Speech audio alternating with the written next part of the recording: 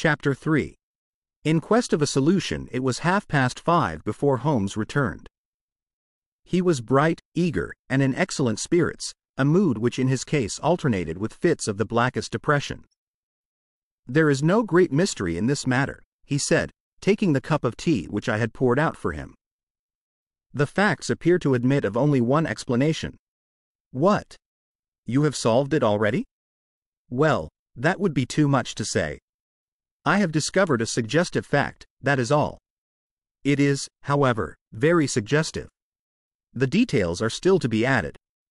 I have just found, on consulting the back files of the Times, that Major Sholto, of Upper Norwood, late of the 34th Bombay Infantry, died upon the 28th of April, 1882. I may be very obtuse, Holmes, but I fail to see what this suggests." "No? You surprise me. Look at it in this way, then. Captain Morstan disappears.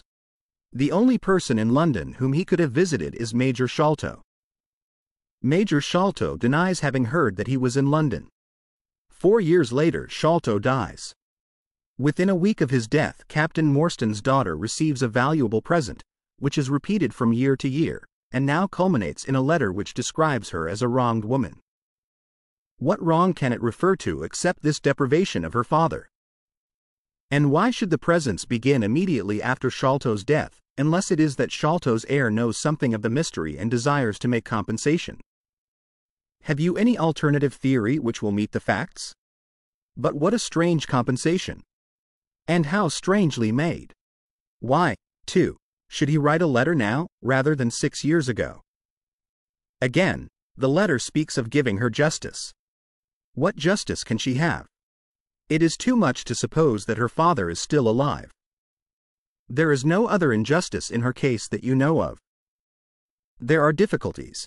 There are certainly difficulties, said Sherlock Holmes, pensively. But our expedition of tonight will solve them all. Ah, here is a four-wheeler, and Miss Morstan is inside. Are you all ready? Then we had better go down, for it is a little past the hour. I picked up my hat and my heaviest stick, but I observed that Holmes took his revolver from his drawer and slipped it into his pocket. It was clear that he thought that our night's work might be a serious one. Miss Morstan was muffled in a dark cloak, and her sensitive face was composed, but pale. She must have been more than woman if she did not feel some uneasiness at the strange enterprise upon which we were embarking, yet her self-control was perfect, and she readily answered the few additional questions which Sherlock Holmes put to her. Major Sholto was a very particular friend of Papa's, she said. His letters were full of allusions to the Major. He and Papa were in command of the troops at the Andaman Islands, so they were thrown a great deal together. By the way, a curious paper was found in Papa's desk which no one could understand. I don't suppose that it is of the slightest importance, but I thought you might care to see it, so I brought it with me. It is here. Holmes unfolded the paper carefully and smoothed it out upon his knee. He then very methodically examined it all over with his double lens. It is paper of native Indian manufacture, he remarked. It has at some time been pinned to a board. The diagram upon it appears to be a plan of part of a large building with numerous halls, corridors, and passages. At one point is a small cross done in red ink, and above it is 3.37 from left, in faded pencil writing. In the left-hand corner is a curious hieroglyphic like 4 crosses in a line with their arms touching. Beside it is written, in very rough and coarse characters, the sign of the 4, Jonathan Small, Muhammad Singh, Abdullah Khan, Dust Akbar. No, I confess that I do not see how this bears upon the matter. Yet it is evidently a document of importance. It has been kept carefully in a pocketbook, for the one side is as clean as the other. It was in his pocketbook that we found it. Preserve it carefully, then, Miss Morstan, for it may prove to be of use to us. I begin to suspect that this matter may turn out to be much deeper and more subtle than I at first supposed. I must reconsider my ideas. He leaned back in the cab, and I could see by his drawn brow and his vacant eye that he was thinking intently. Miss Morstan and I chatted in an undertone about our present expedition and its possible outcome, but our companion maintained his impenetrable reserve until the end of our journey. It was a September evening, and not yet 7 o'clock, but the day had been a dreary one, and a dense drizzly fog lay low upon the great city. Mud-colored clouds drooped sadly over the muddy streets. Down the Strand the lamps were but misty splotches of diffused light which threw a feeble circular glimmer upon the slimy pavement. The yellow glare from the shop windows streamed out into the steamy, vaporous air, and threw a murky, shifting radiance across the crowded thoroughfare. There was, to my mind, something eerie and ghost-like in the endless procession of faces which flitted across these narrow bars of light, sad faces and glad, haggard and merry. Like all humankind, they flitted from the gloom into the light, and so back into the gloom once more. I am not subject to impressions, but the dull, heavy evening, with the strange business upon which we were engaged, combined to make me nervous and depressed. I could see from Miss Morstan's manner that she was suffering from the same feeling. Holmes alone could rise superior to petty influences. He held his open notebook upon his knee, and from time to time he jotted down figures and memoranda in the light of his pocket lantern. At the Lyceum Theatre the crowds were already thick at the side entrances. In front a continuous stream of hansoms and four-wheelers were rattling up, discharging their cargoes of shirt-fronted men and beshawled, bediamonded women. We had hardly reached the third pillar, which was our rendezvous, before a small, dark, brisk man in the dress of a coachman accosted us. "Are you the parties who come with Miss Morstan?" he asked. "I am Miss Morstan, and these two gentlemen are my friends," said she. He bent a pair of wonderfully penetrating and questioning eyes upon us.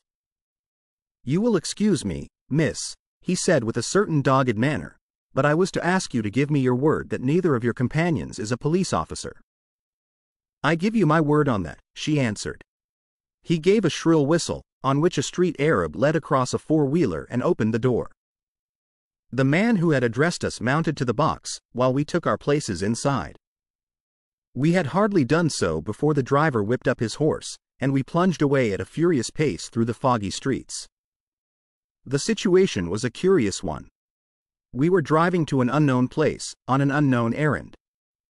Yet our invitation was either a complete hoax, which was an inconceivable hypothesis, or else we had good reason to think that important issues might hang upon our journey. Miss Morstan's demeanor was as resolute and collected as ever. I endeavored to cheer and amuse her by reminiscences of my adventures in Afghanistan, but, to tell the truth, I was myself so excited at our situation and so curious as to our destination that my stories were slightly involved. To this day she declares that I told her one moving anecdote as to how a musket looked into my tent at the dead of night, and how I fired a double-barreled tiger cub at it. At first I had some idea as to the direction in which we were driving, but soon, what with our pace, the fog, and my own limited knowledge of London, I lost my bearings, and knew nothing, save that we seemed to be going a very long way. Sherlock Holmes was never at fault, however, and he muttered the names as the cab rattled through squares and in and out by tortuous by-streets. "Rochester Row," said he.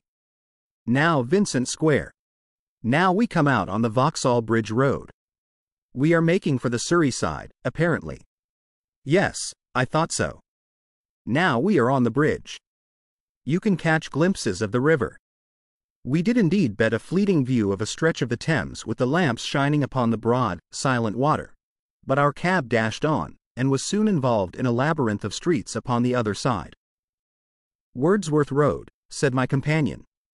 "Priory Road. Lark Hall Lane. Stockwell Place. Robert Street. Cold Harbor Lane.